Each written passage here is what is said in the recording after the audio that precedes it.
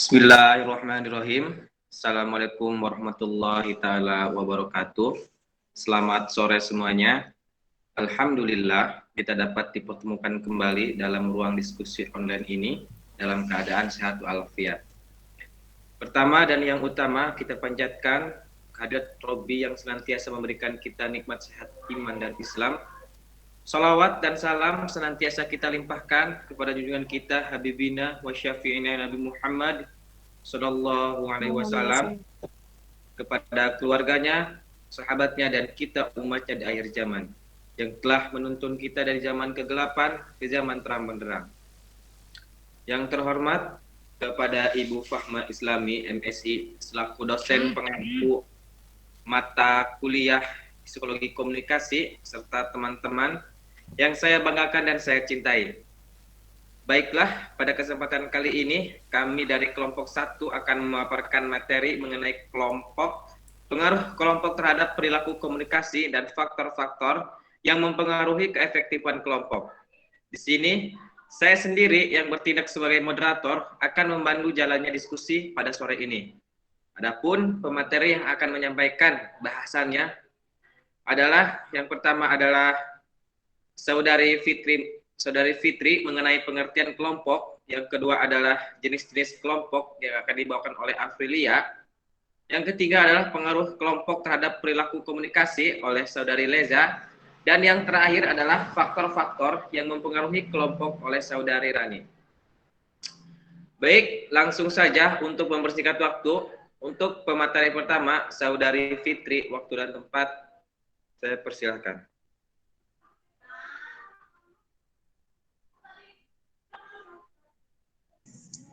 Baik, terima kasih kepada moderator. Saya sebagai pemateri pertama akan menjelaskan mengenai pengertian kelompok dan ciri-ciri kelompok.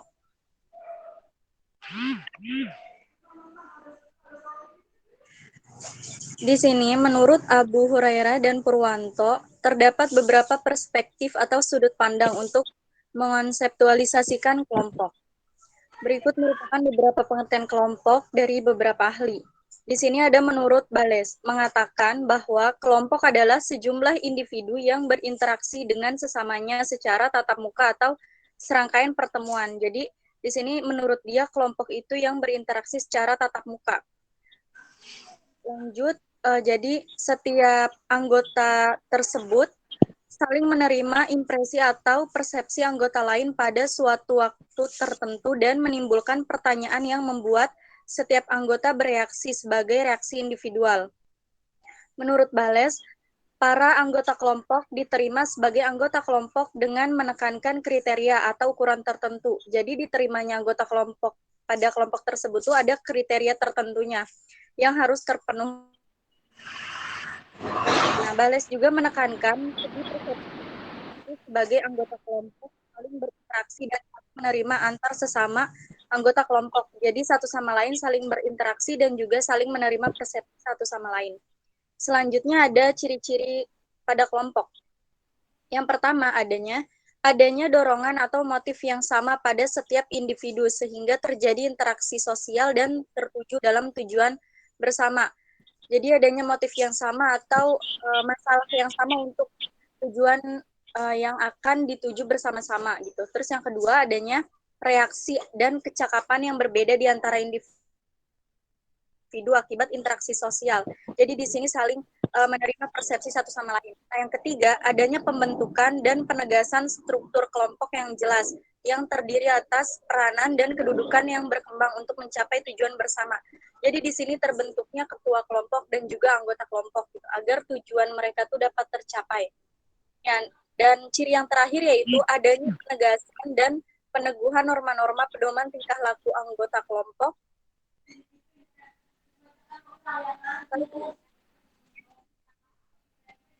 Layarnya.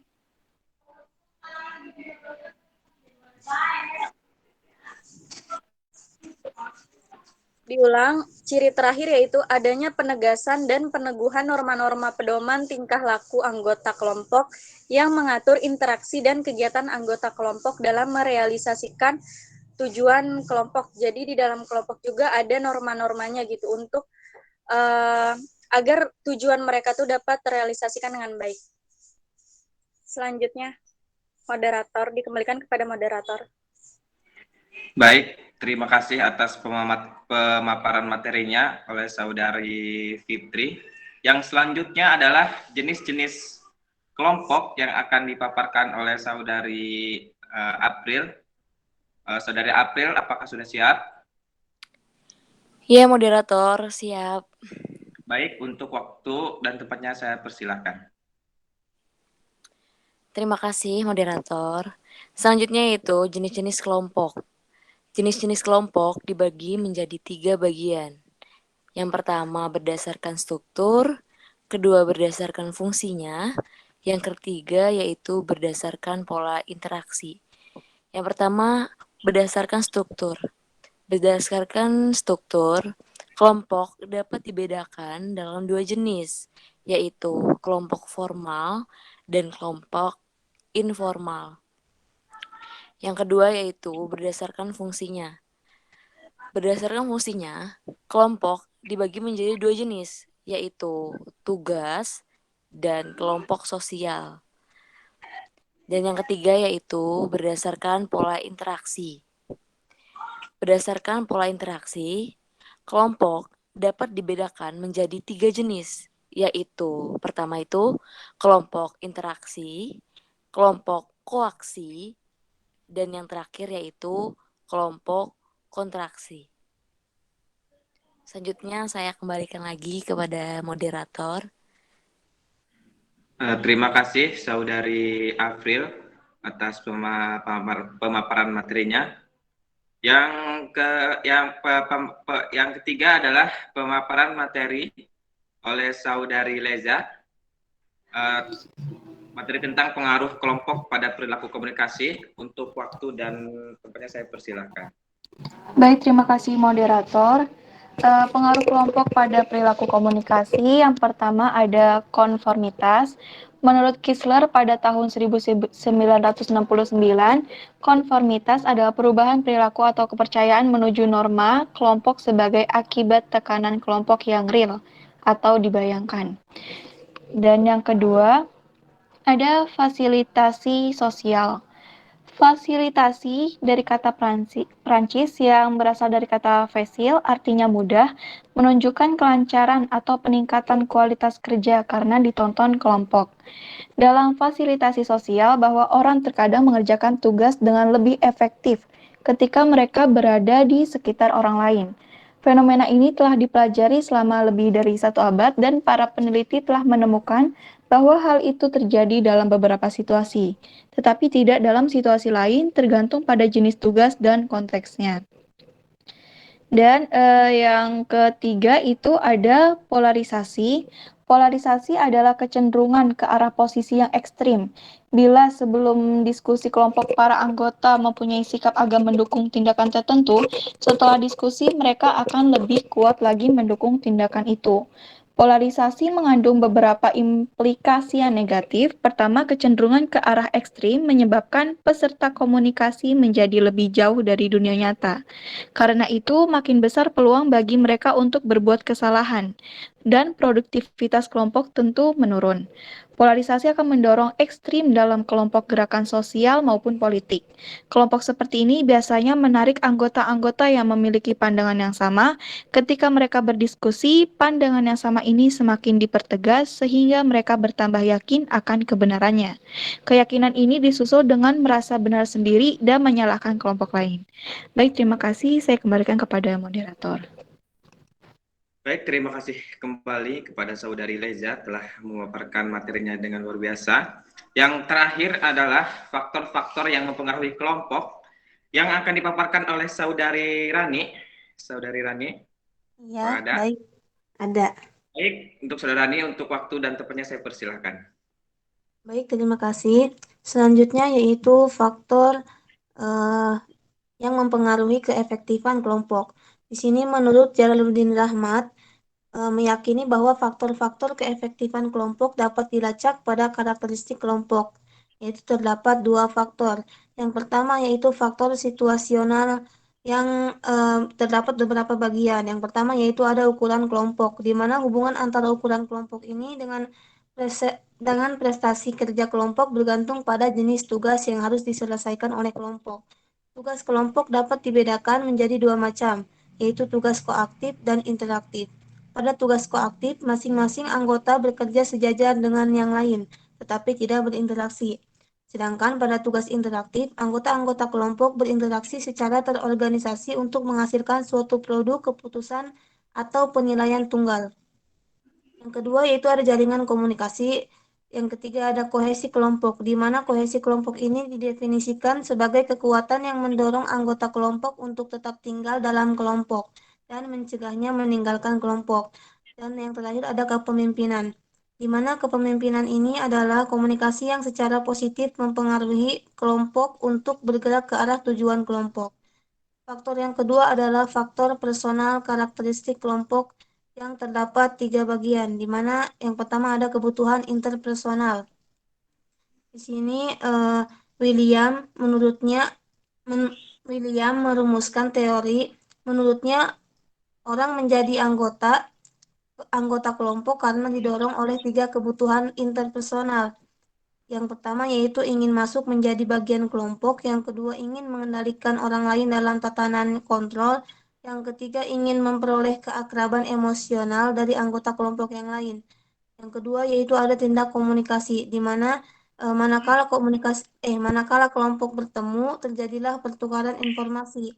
Setiap anggota berusaha menyampaikan atau menerima informasi secara verbal maupun nonverbal. Dan yang terakhir ada peranan. Seperti tindak komunikasi, peranan yang dimainkan oleh anggota kelompok dapat membantu penyelesaian tugas kelompok, memelihara suasana emosional yang lebih baik, dan hanya menampilkan kepentingan individu saja. Mungkin itu saja, saya kembalikan kepada moderator. Baik, terima kasih Saudari Rani atas pemaparan materinya mengenai faktor-faktor yang mempengaruhi kelompok. Selesai sudah pemaparan materi dari keempat pemateri tadi. Untuk sesi tanya jawab, maka sesi pertama akan dilakukan untuk 2 orang penanya. Silahkan. Izin bertanya. Boleh, silakan. Izin bertanya di jenis-jenis kelompok. Boleh dibuka lagi itunya tuh. Kan tadi saya ngeliat ada jenis kelompok koaksi, ada 3 jenis kelompok. Namun oleh pemateri tidak dipaparkan apa itu kelompok koaksi gitu. Kelompok koaksi.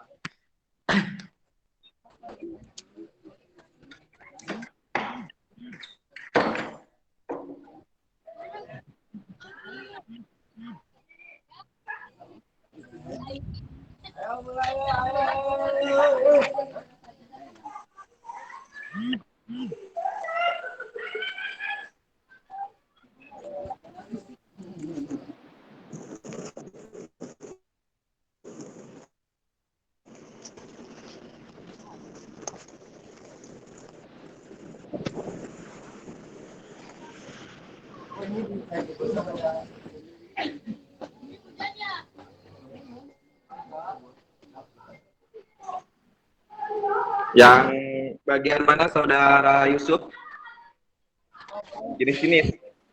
Jenis-jenis kelompok. Ini. Aku bertanya pada manusia tak ada Mana ditanyakan Saudara Yusuf?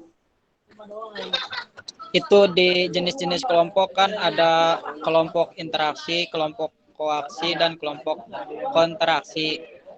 Namun kan di sini saya tidak paham. Kemudian oleh pemateri juga tidak dipaparkan apa itu yang namanya kelompok interaksi, kelompok koaksi. Saya harap oleh pemateri dipaparkan kembali apa itu dari 3 jenis kelompok tersebut. Baik. Ada lagi Saudara Yusuf? Gimana? Ada lagi pertanyaannya? Cukup. Baik, terima kasih Saudara Yusuf atas pertanyaannya. Bagi teman-teman yang mau bertanya, silahkan untuk ada satu lagi untuk penanya.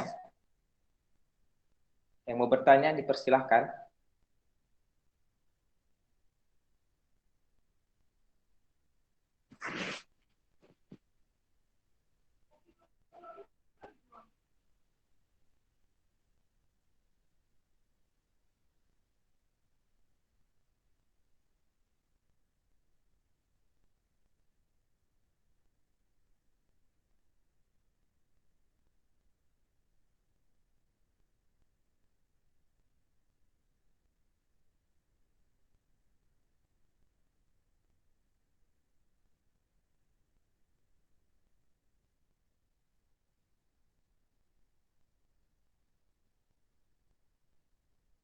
Teh Iin mau bertanya?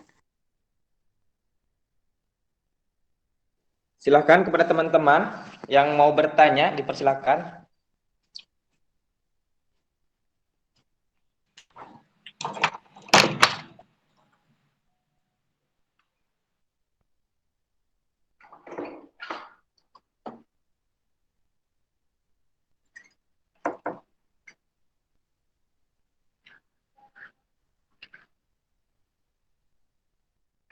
Oke, sembari menunggu yang mau bertanya lagi, mungkin bisa dijawab terlebih dahulu pertanyaan dari Yusuf oleh Saudari April.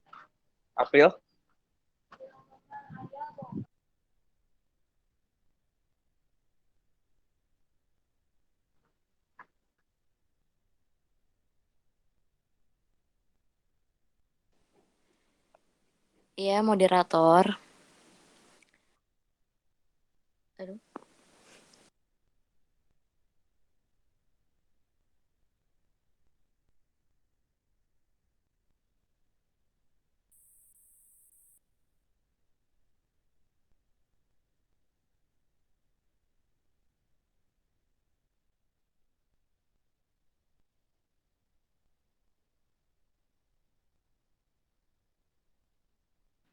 Izin Silakan, bertanya Saudara boleh April. gak? Siapa yang mau bertanya? Ranti. Iya, Silakan, Saudari Ranti kalau ingin bertanya. Berarti ditahan dulu ya Saudari April untuk jawaban buat Deus. Oke, siap moderator. boleh. Ini boleh bertanya boleh? Boleh langsung aja gitu. Boleh.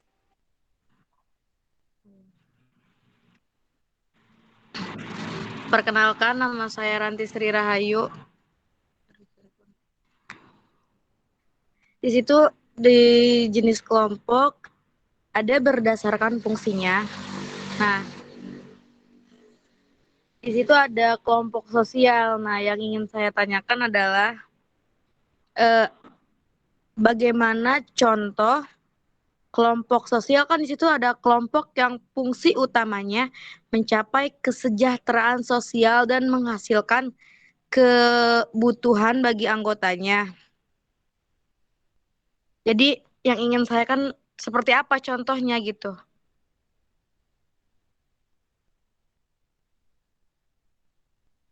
Jadi pertanyaan lebih ke contoh ya, Saudari Ranti. Mm-mm. Baik. Tidak ada lagi yang ditanyakan, Saudari Ranti? Iya, ya, tapi lebih condong ke contoh gitu ya yang ada di apa kayak misalkan kehidupan kita aja gitu ya. Ya, Mm-mm. Bagaimana gitu contoh di kehidupan. iya mencapai kesejahteraan sosial dan Oke. menghasilkan kebutuhan bagi anggotanya. Oke, Itu siap. gitu, seperti apa ya? Baik, Terima kasih moderator. terima kasih atas pertanyaan dari Saudari Ranti. Untuk jawabannya, ditunggu, izinkan untuk kelompok satu untuk berdiskusi terlebih dahulu untuk jawaban Ranti. Baik, untuk Boleh. pertanyaan Deus, nampaknya April sudah siap. Bagaimana Saudara April? Oke, moderator. Izin Untuk waktu menjawab dan ya moderator. tempat, silakan. Oke, Ada Saudara Dayus? Masih kan? Dia masih on? Ya, ada. Oke, kan tadi kan jenis-jenisnya kan ada 3. Yang pertama kan berdasarkan struktur ya kan? Nah, berdasarkan struktur ini, kelompok dapat dibedakan dalam 2 jenis, yaitu kelompok formal dan kelompok informal, ya kan? Kelompok formal adalah dibentuk melalui prosedur resmi, berstatus resmi, dan didukung dengan peraturan-peraturan tertulis. Struktur dan norma-norma kelompok dirumuskan secara tegas, tujuan dijabarkan secara tertulis, diteraksikan antara anggota kelompok lebih bersifat resmi, bukan kekeluargaan. Nah, dan bedanya satu lagi kan kelompok informal. Kelompok informal dicirikan dengan pembentukan tidak melalui prosedur resmi. Jadi, Boleh nggak izin masuk apa? nih, maaf. Yang tadi saya tanyakan tuh yang 3 kelompok, yang kelompok interaksi, kelompok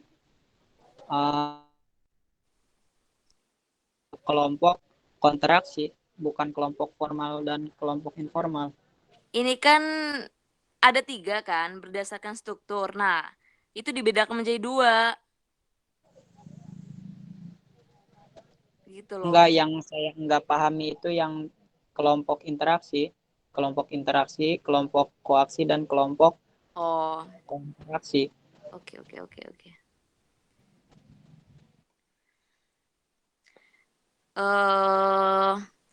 Yang tadi kan berdasarkan pola interaksi kan, yang kata Saudara Deus, minta dijelasin yang kelompok interaksi, kelompok koaksi, dan kelompok kontraksi, ya kan?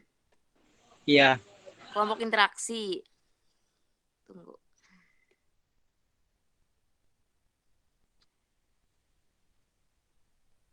Kelompok interaksi, yaitu para anggota saling bergantung, aksi dan tindakan perlu dikerjakan dan disusun bersama guna menyelesaikan tugas kelompok dengan baik. Pada kelompok interaksi, cenderung aktivitas satu akan mempengaruhi aktivitas lain dan gampang untuk bekerja sama. Dan pada kelompok koaksi, anggota kelompok ini bekerja sama dalam melakukan tugas kelompok. Tetapi, masing-masing anggota dapat melaksanakan pekerjaan relatif secara mandiri, tidak saling bergantungan kepada kelompok lain gitu. Dan yang terakhir itu kelompok kontraksi. Para anggota kelompok tersebut bekerja sama untuk tujuan perundingan dan mufakat. Sasaran dan tuntutan yang bertentangan kelompok ini cenderung sering berinteraksi dengan sesama, tetapi memiliki tujuan yang berbeda setiap anggotanya. Kalau misalnya Saudara Deus belum paham, udah dijelaskan ya, dipaparkan di makalah yang udah kita buat. Oke, terima kasih. Baik, terima kasih Saudari April. Ya, bagaimana penjelasan dari Saudara April tadi, Saudara Yusuf? Apakah sudah jelas? Oke, mantap.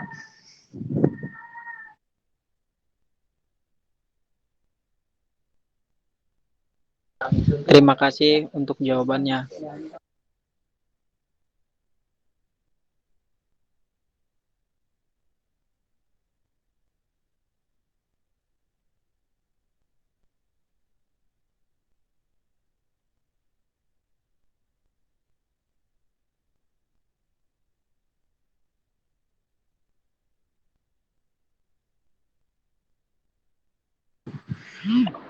Untuk pertanyaan Saudari Ranti nampaknya masih didiskusikan oleh kelompok kami. Maka untuk sesi kedua dibuka untuk 1 orang penanya. Silahkan yang mau nanya.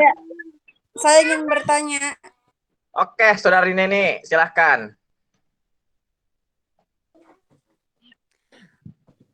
Baik, sebelumnya saya Dani Anggraini dengan NIM 19. Mohon maaf Neni, on cam-nya. Oh iya, lupa. Iya. Nanti nggak dikasih nilai. Ya, sorry. Pertanyaannya, apa saja penyebab terjadinya kelompok. Cukup. Sekian, terima kasih. Baik, Saudari Neni, terima kasih atas pertanyaannya. Untuk jawabannya, mohon ditunggu karena kelompok kami juga sedang mendiskusikan sekaligus pertanyaan dari Saudari Ranti tadi.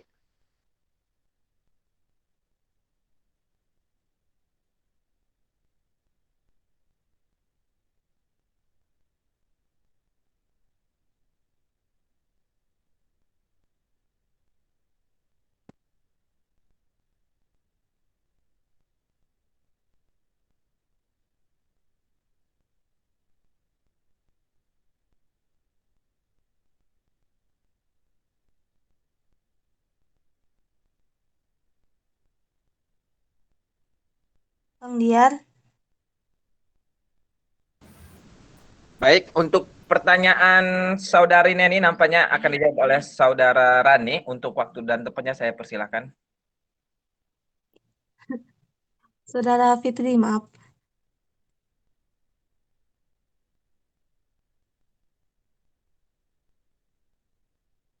Bang Diar, Oh maaf, namanya Saudari Fitri. Waktu dan tempatnya dipersilakan.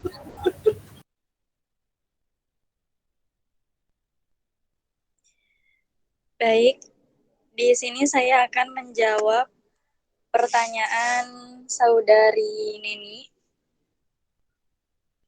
Saudari Neni bisa melihat di bagian pendahuluan di latar belakang makalah kami. Di situ tertulis kelompok adalah sekumpulan orang yang mempunyai tujuan bersama yang berinteraksi satu sama lain untuk mencapai tujuan bersama, mengenal satu sama lainnya, dan memandang mereka sebagai bagian dari kelompok tersebut, menurut Dedi Mulyana tahun 2005. Di situ dapat disimpulkan bahwa penyebab terjadinya kelompok yaitu mereka satu sama lain memiliki tujuan bersama, terus juga mengenal satu sama lainnya. Jadi dari tujuan mereka yang sama itu, mereka membentuk sebuah kelompok untuk merealisasikan tujuan mereka.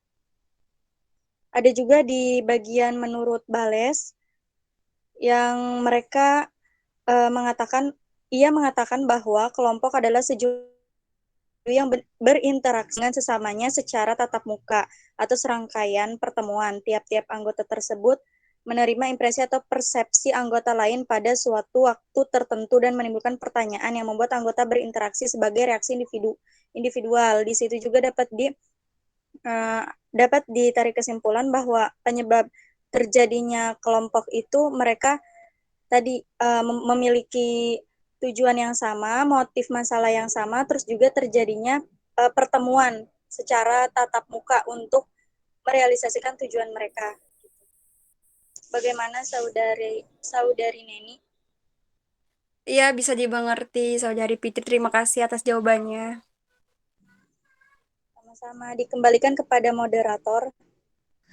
Baik, terima kasih Saudari Fitri atas jawabannya dan terima kasih juga kepada Saudari Neni atas pertanyaannya yang diberikan kepada kelompok 1.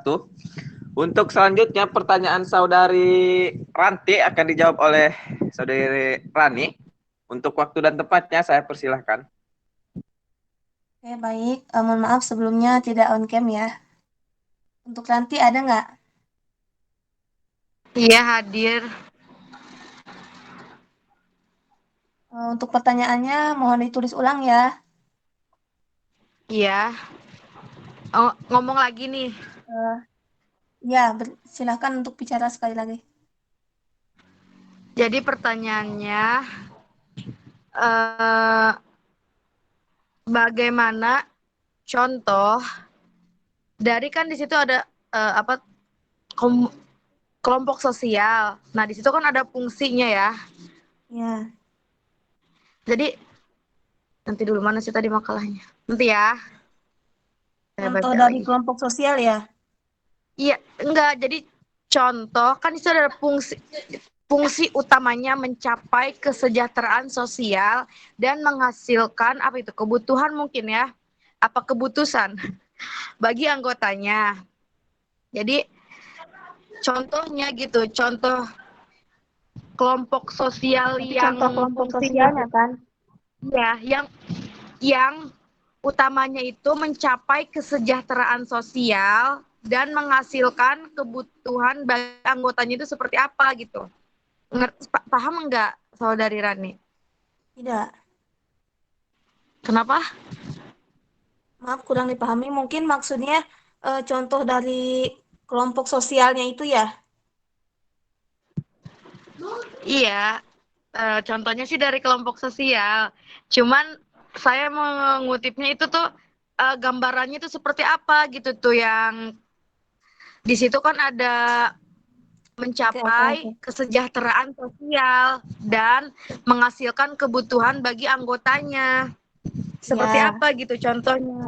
maaf, Saudara Yanti, di sini kan maksudnya adalah pengertian kelompok sosial. Kelompok sosial itu adalah kelompok si utamanya mencapai kesejahteraan sosial dan menghasilkan keputusan bagi anggotanya atau kebutuhan gitu, maaf. Jadi maksudnya Ranti minta contohnya kan? Iya, Oh, contoh dari itu. ya, Dari ya, baik, kesejahteraan sosial itu seperti apa gitu dalam kelompok sosial tersebut, ya, di sini, gambarannya gitu contohnya. ya, di sini ada contoh kelompok sosial yang dicermati dari faktor pembentukannya. Di sini ada banyak sih contohnya. Kalau misalkan dari faktor geografis itu ada misalkan kayak seorang nelayan gitu yang anggotanya atau jumlah individu yang tinggal di tepian pantai tertentu. Ada banyak gitu. Contoh yang simpelnya sih kayak ini nih apa namanya? eh Masyarakat di kampung desa atau komunitas sekolah perusahaan lah gitu. Perusahaan kan tujuan perusahaan itu kan berdiri atas dari beberapa individu kan dari kelompok itu. Nah, perusahaan itu mempunyai apa namanya fungsi agar bagaimana kalau perusahaan itu bisa bangkit atau bisa apa namanya di sini menghasilkan kebutuhan bagi anggotanya gitu. Ada juga dari contohnya itu partai politik gitu. Masih banyak sih soalnya banyak bagian-bagiannya, ada yang dari keluarga atau dari desa, dari perusahaan, partai politik. Itu sih contoh-contohnya. Bagaimana? Iya. Oh, jadi ngambilnya dari contohnya, maksudnya dari semacam tadi politik-politik seperti itu ya? Bebas, banyak. Ada yang, iya karena kelompok sosial kan nggak cuma dari kelompok sosial kan banyak gitu. Jadi ada dari yang kalau dari masyarakat itu seperti masyarakat di kampung atau masyarakat di bisnis ada perusahaan. Kalau dari perpolitikan ya partai politik sendiri gitu. Oh, ya udah. Terima kasih. Cuman yang saya bingungkan itu, maaf nih ya, Ya, yang efeknya itu kan mungkin di sini tuh kelompok sosial itu kan di sini efeknya itu kan semua orang yang saya baca gitu ya, ya, apa ya, efeknya itu kayak bukan seperti mengalami gitu kesejahteraan sosial di sini kan, di situ fungsi utamanya kan. ya, ya itu tadi misalkan eh, perusahaan gitu, dia mendirikan perusahaan apa ya contohnya perusahaan makanan gitu. Jadi setiap anggotanya itu bekerja bekerja sama gitu dan apa namanya ketika kerjanya itu mencapai mencapai tujuan maka kesejahteraan kan yang akan didapatkan di dalam perusahaan tersebut gitu. Oh, iya iya, dipahami Saudari Rani. Izin menambahkan boleh? Yang mau mendamakan silakan. Boleh. Ranti. Jadi salah satu contoh kelompok Iya. sosial itu salah satunya itu lembaga negara ya, seperti Basnas. Basnas sendiri itu kan di bawah Kementerian Agama. Eh, Basnas sendiri itu merupakan lembaga pengumpulan zakat di mana bertujuan untuk mensejahterakan masyarakat. Lembaga ini membantu mendistribusikan zakat kepada yang membutuhkan. Jadi bersifat dapat mensejahterakan masyarakat gitu. Dari contoh lembaga negara Basnas ini dapat dipahami nggak? Iya, paham. Iya. Ya, udah ketangkep gitu. Jadi ada efeknya bagi orang lain juga gitu ya. Iya, iya. Baik, nampaknya sudah tiga orang penanya. Tadi jawaban dari saudari Rani dan Leja sudah cukup kali untuk menjawab pertanyaan dari Ranti. Gimana saudara Ranti? Masih ada dibingungkan? Apa sudah Iya, paham? enggak moderator. Terima kasih, sangat jelas sekali pemaparannya. Baik, terima kasih kepada saudari Rani dan Leza atas jawabannya, dan terima kasih juga kepada saudari Ranti yang telah memberikan pertanyaan kepada grup ini, kelompok 1. Iya, sama-sama.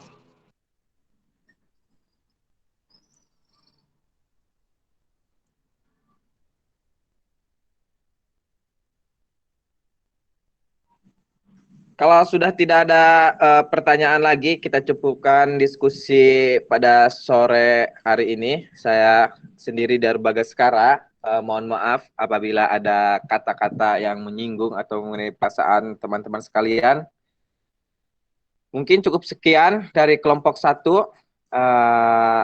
Assalamualaikum warahmatullahi taala wabarakatuh. Warahmatullahi wabarakatuh.